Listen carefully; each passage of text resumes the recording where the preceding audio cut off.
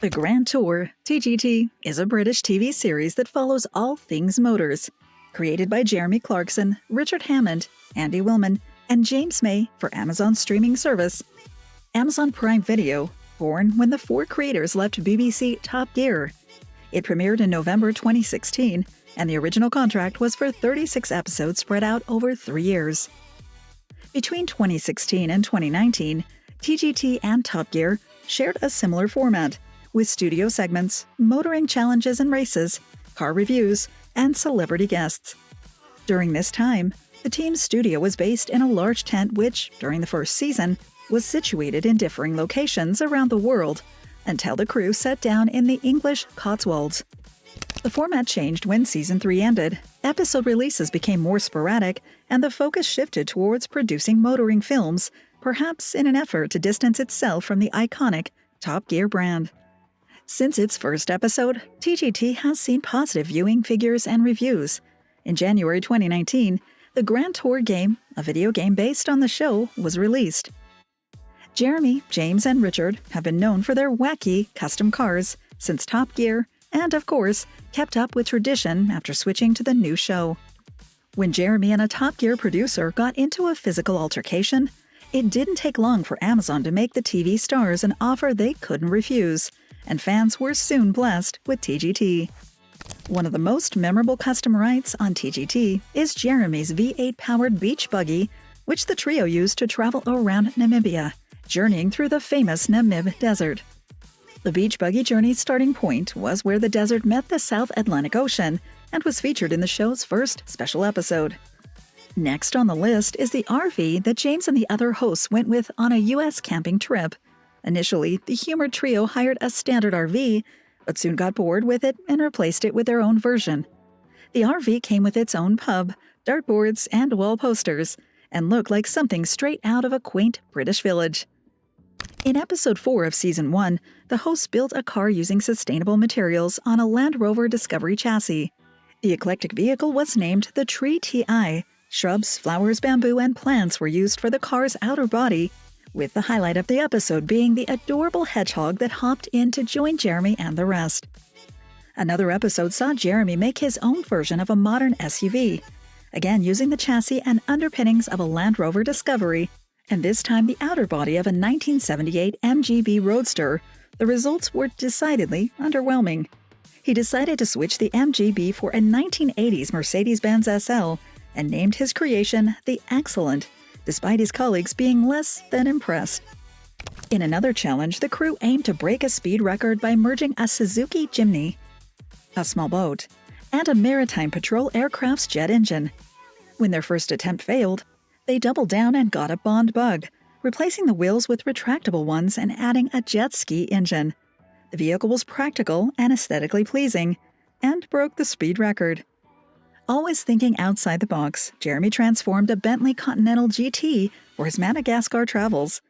The vehicle was virtually unrecognizable, with bigger tires, Golf GTI brakes, rally lights, skid plates, motorcycle headlamps, snorkels, an external roll cage, and rally lights on top, and we haven't even named all the modifications. So let's look at the main two stars, some would say crazy presenters. Born in April 1960, Jeremy Charles Robert Clarkson is a quintessentially English farmer, journalist, broadcaster, writer, and game show host, who specializes in motoring. His current gigs include writing weekly columns for The Sun and The Sunday Times, when not busy filming for TGT. Previously, he hosted Who Wants to Be a Millionaire, English ITV's most popular game show. Jeremy was brought up alongside his sister Joanna by Shirley Gabrielle Clarkson, who worked as a teacher and passed away at age 80 in 2014, and Edward Greenville Clarkson, a traveling salesman who passed away 20 years before his wife. When Jeremy was a child, his parents put his name on private school waiting lists, despite being unable to pay the fees. Luckily, shortly before he was admitted at age 13, they began selling Paddington Bear stuffed toys through their Tea Cozies business. As Edward and Shirley were infringing intellectual property rights by selling the toys, Michael Bond, the creator of Paddington Bear, took legal action. Edward met Michael's lawyer in London and, coincidentally, shared the lift with Michael on the way to the meeting. Thanks to their immediate rapport, Michael gave the Clarksons worldwide licensing rights to sell the bear toys, and miraculously, Jeremy's parents were able to pay for their son to attend 3 private schools. Sadly, Jeremy was severely bullied while studying at Repton School. From being made to lick the toilets clean to being beaten up in the middle of the night, his classmates' savage behavior led to Jeremy contemplating suicide. The future celebrity was later expelled for drinking, smoking, and other offenses, leaving with 1 C and 2 failed grades at A level. Coincidentally, Andy Willman also attended Repton. After a few years in the TV industry, Jeremy landed his first major role in October 1988 with help from Joe Bentley, a Top Gear researcher who would become the show's producer. Standing out thanks to his humorous personality and irreverent ways, Jeremy hosted Top Gear until 1999 and would later present its newest format from 2002 to 2005. Top Gear soon became BBC's 2 most watched shows and was rebroadcast to over 100 countries worldwide. In 2012, Jeremy's company, which handled the show's international distribution and merchandise, earned over $150 million until BBC Worldwide gained full control of the program's rights. Over the years, Jeremy's behavior on the motoring show was denounced not only by viewers and members of the public, but by car companies and national governments. The first incident occurred in 2004 when he drove into and damaged a decades-old horse chestnut tree in Somerset while test driving a Toyota Helix.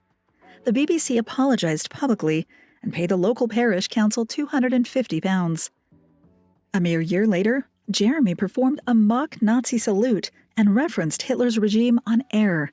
In 2008, over 500 viewers complained to the BBC after the presenter crudely joked about lorry drivers murdering prostitutes. Chris Mould, the MP for Ipswich, where several prostitutes were murdered just 2 years earlier, wrote to Mark Thompson, the BBC Director General, demanding that they dismiss Jeremy.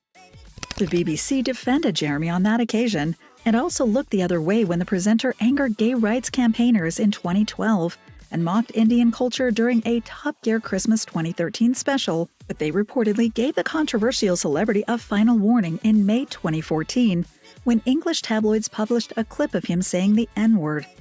The last straw, however, had nothing to do with racist or otherwise offensive remarks.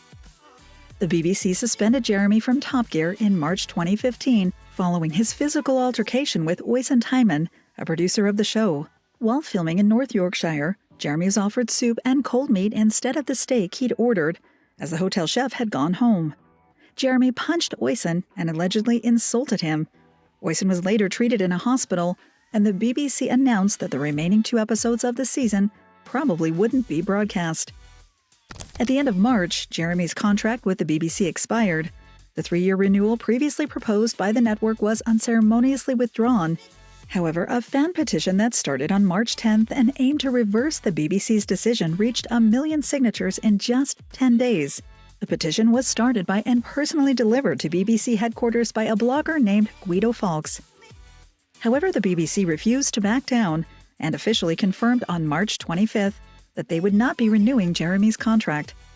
Oysen stated that he didn't wish to press charges against the presenter, while Jeremy asked the show's fans to stop trolling the producer on social media.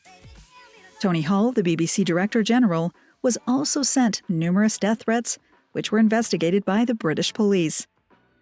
In what cynics claimed was an attempt to sway public opinion, Jeremy revealed in April 2015 that a possible tongue cancer scare was the reason behind his tussle with Oysen.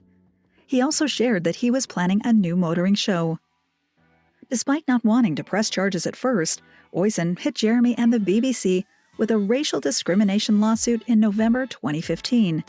4 months later, Jeremy paid the 6-figure racial discrimination and personal injury claim and formally apologized. Naysayers criticized Oysen for suing Jeremy shortly after the latter announced that he'd be presenting a new show on Amazon Prime Video.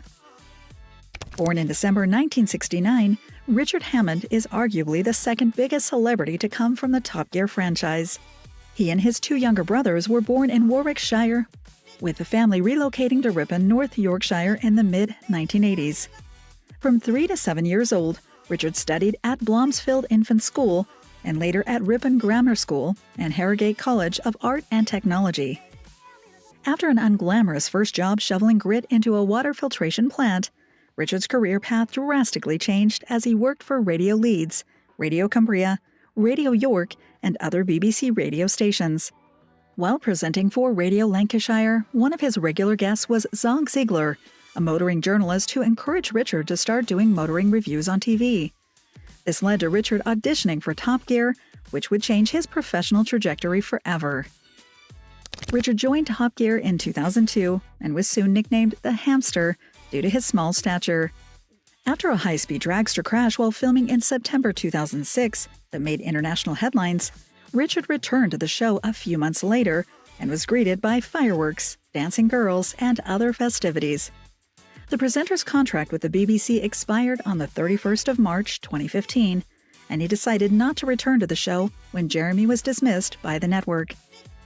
Richard's personal life is well documented, as he's married to the Daily Express columnist Amanda Hammond. Their daughters, Isabella and Willow, were born in 2001 and 2004 respectively.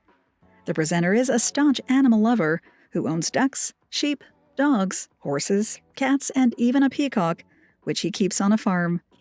The celebrity is also a helicopter owner, as he gained his B206 LST license in March 2012 and bought a Robinson R44 Raven II. Fans were shocked to learn that Richard, Amanda, and Willow were burglared in Saint-Tropez while sleeping at a holiday villa. Amanda was the one who shared the news and speculated that the burglars used noxious gas to render them unconscious. The culprits were never found. The millions Richard has earned on Top Gear have helped him upgrade his lifestyle considerably.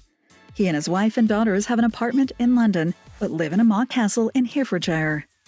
The presenter loves country life so much that he moved from Gloucester to Buckinghamshire and back again, and mainly used his London apartment for work purposes. He's also rumored to own property in the sleepy town of Wantage, Oxfordshire.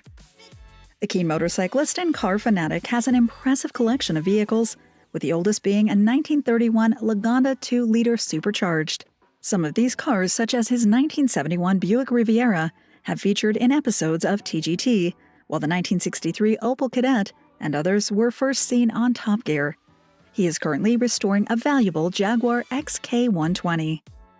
Richard has done his fair share of good deeds and is an ambassador of the Children's Trust, a UK charity that supports children with neurodisabilities and brain injuries. In September 2013, the presenter made a terminally ill child's day when he drove her around in a pink Lamborghini Aventador and flew her in his helicopter.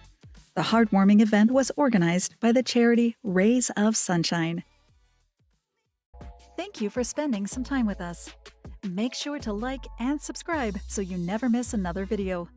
We also handpick these videos, which we recommend you watch next. You can talk to us on all social medias or ask a question in the comments below. Thank you for being with us, and we'll see you back tomorrow.